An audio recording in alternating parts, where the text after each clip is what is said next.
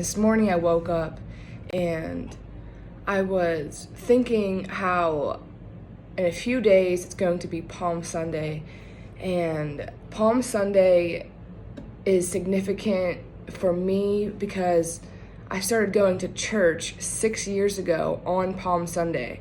My sister-in-law invited me to church and we went, and I never experienced anything like that before. I've been to church here and there for like Easter or like Christmas if my dad took me, or a baptism or a communion. I've never really like been to a church or belonged to a church. Growing up, my family wasn't really too into church. My mom and us, like, we didn't really go to church. So this was new for me, and it was uncomfortable, and I had no idea what I was walking into, to be honest, and it was scary. But once I was there, I felt like I belonged somewhere. I felt like Jesus, God, whatever was there, whatever these people were praying to, whatever was going on, like, I just felt safe and at home. And honestly, it changed my whole life. That day 6 years ago changed the trajectory of my whole entire life. It's like one thing, one person, one moment, one day, one random stranger, one anything can change the whole course and trajectory of your life. So in this video, I'm going to be talking about how that day and ever since then, how my life has changed, right? So my life before meeting Jesus, my life before knowing God, my life before opening my heart was really dark and scary and unenjoyable. And honestly, I believe that I was living in hell. I grew up in the ghetto, where when it was nighttime, I just didn't go outside.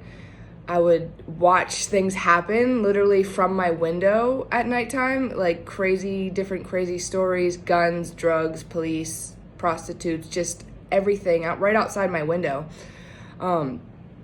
So that, kind of takes a toll on a person as a kid. Like, you're scared to be in your own home. You don't even feel safe in your own home. You don't feel safe in your own neighborhood. So I grew up kind of like staying inside, staying away, staying out of the way. When I would go outside, I'd always have my headphones on because I did not want to connect with people. I did not want to have my heart open at all. I didn't want to talk to anyone. Everyone was an enemy, and everyone was out to get me. And so I lived my life like, I need to get you first. And I remember one time around a campfire, I remember some lady saying to me, "Why are you always so defensive? Why are you always so trying to get someone first?" And I never even knew I was doing that until this lady brought it into my awareness that I was a hostile person. And in my nature, I'm really not. I'm really a loving, caring individual. I do anything for my family and friends, anything. But I walked around with this hard shell. I walked around like this. I remember this one guy calling me shoulders. He said something about my shoulders because the way I would ride my bike, I was just like, I was always prepared for a battle. I was always ready to fight. Even though I never ever had to get in a physical fight, I was always prepared. I just thought of how when I was about 13 or 14, maybe 15, my mom was a few blocks down the street at her friend's house, maybe 1, 2, 4 streets down. So you walk through an alley and 4 streets. It takes about 4 minutes, right? 3-4 minutes to walk down the street to where my mom was. And I remember I carried this knife that was about this big. Like, it had like a edge and it had knuckles, and I stuck it down my pants, and it was probably all the way down to my knee. And I remember showing up at my mom's, and she just laughed at me because I just walked down, an alley for a couple minutes with this big knife. But that's the way I perceive things. I perceived things like I was living in hell.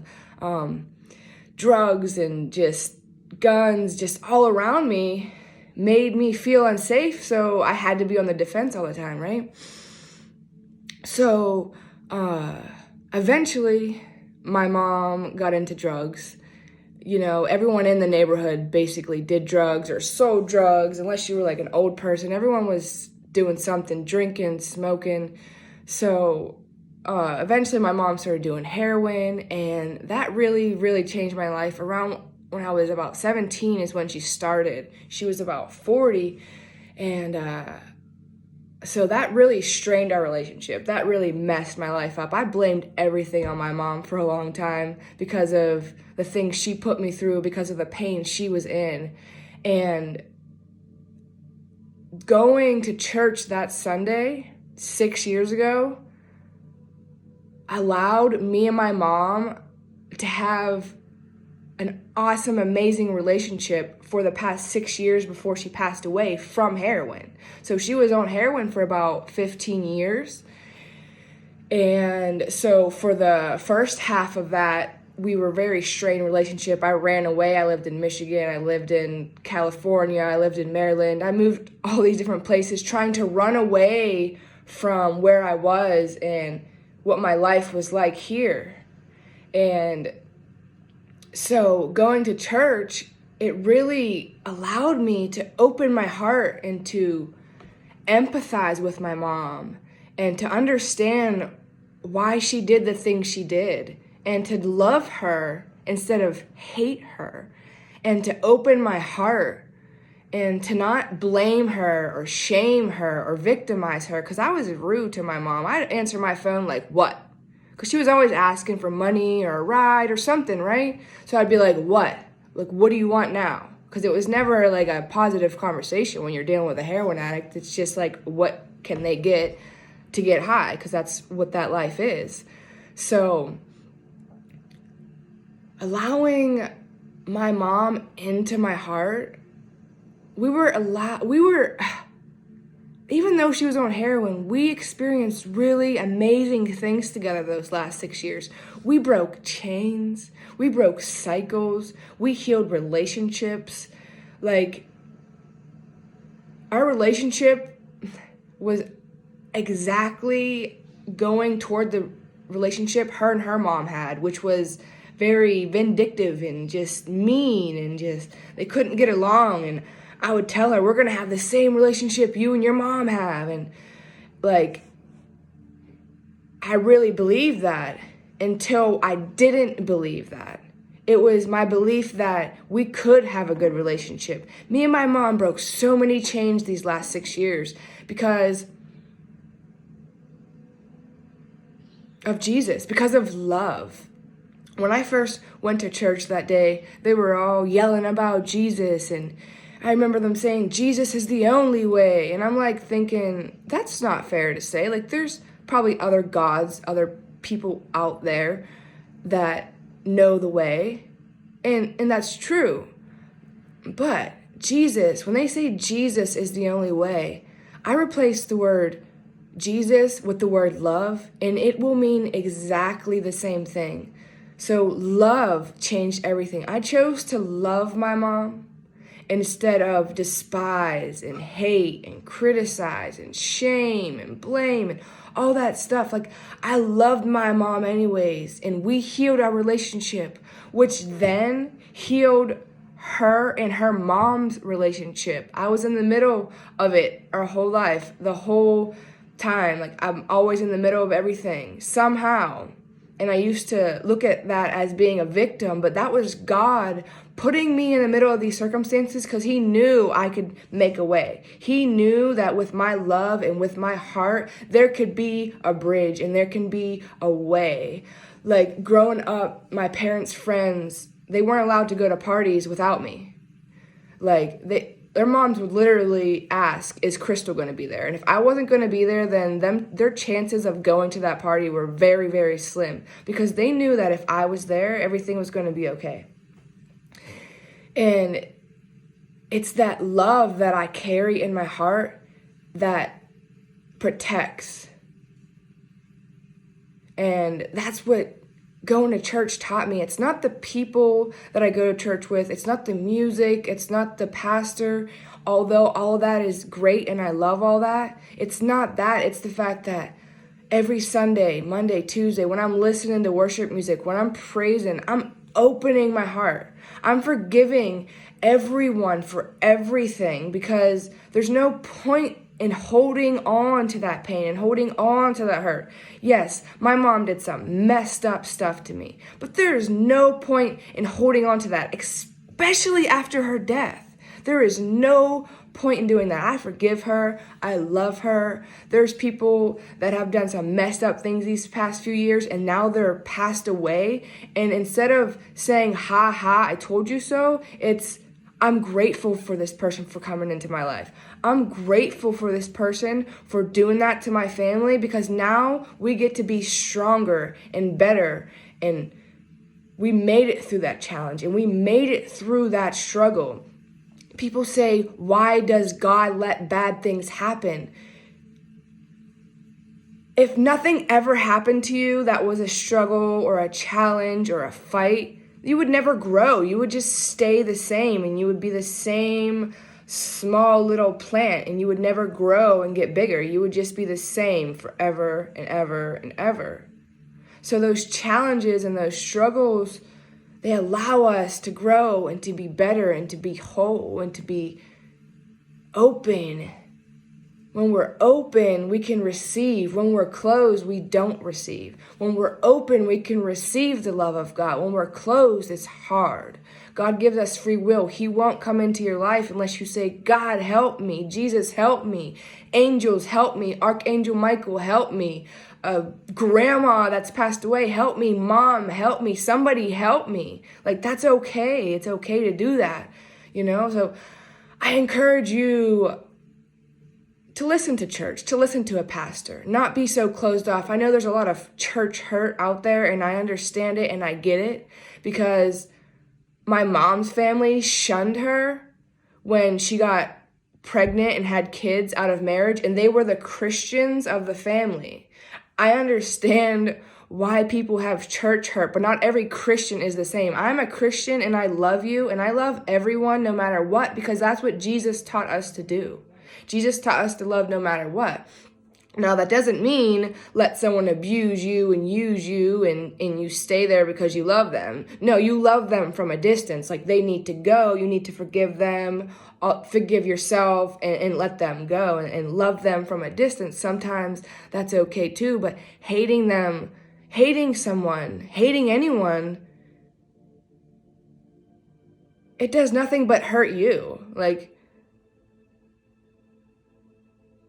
it's a waste of your energy. Hate is just a waste of your energy. Like, hating someone isn't going to get you anywhere. It's just going to pull you back and get you stuck and close you off. So, my testimony when I met Jesus is that I learned what heaven was right before my mom died. From going to church, I learned that heaven is just a state of mind. I used to believe that I was in hell. And then I started to believe that I was heaven, although my circumstances were still the same. I was still living the same life. My mom was still on heroin. I was still hurting because of that. My life was not changing. I was stagnant. I was living in hell. But then I realized that when I choose to look at God and I choose to look at love and I choose the higher vibrational frequencies of love, peace, joy, I am in heaven. I am in heaven. When I'm feeling fear and hell and sadness and anger constantly, it's a vibration of hell. It's not very comfortable. But how long are you staying in those vibrations? It's not that I don't go into those vibrations still, because there are moments when I feel hellish.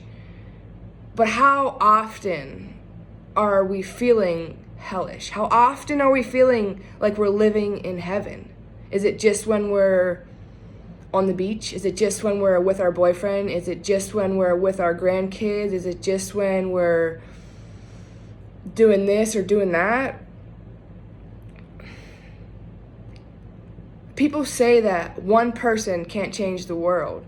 one person can't do anything by themselves, but I beg to differ because I am one person and I have changed many circumstances and situations myself just by being in joy, just by being in love, just by being in peace, just by bringing love, just by bringing peace. I've changed so many things. So you don't need to go out there and have 1 million followers or be famous or whatever. You can sit in your house for the rest of your life and never go outside. And if you're feeling love and you're feeling joy and you're feeling peace, you're bringing that energy to earth. You're bringing God down into your body, into this earth. Because Jesus is love. God is love. That was my first tattoo I ever got. I got it like 1 week after I started going to church. God is love. God is love. I know it's going to be backwards, but that's my first tattoo. My second tattoo, Jesus. My third tattoo, a heart. God is love. And when you choose love, and when you choose to focus on God, and when you choose to worship, and you choose to praise, even in the battles, even in the struggles, you're living in heaven. I'm living in heaven right now. I am living in heaven. Although hell is all around me. This world is crazy. It's crazy for me to even say that I am living in heaven. I am living in heaven. We can all live in heaven together. Right here, right now. We don't have to wait until we die. We don't have to wait until we do this. We don't have to wait. God says, come here now. I'll love you now, no matter what you do, no matter what you did, no matter what you're going to do. God loves you because that's what God does. God, Jesus, unconditional love. And when you can love someone unconditional, when you can love yourself unconditionally, your life changes. Everything around you changes. Your immune system changes. I don't get sick that much because I stay in a high vibration of love and joy.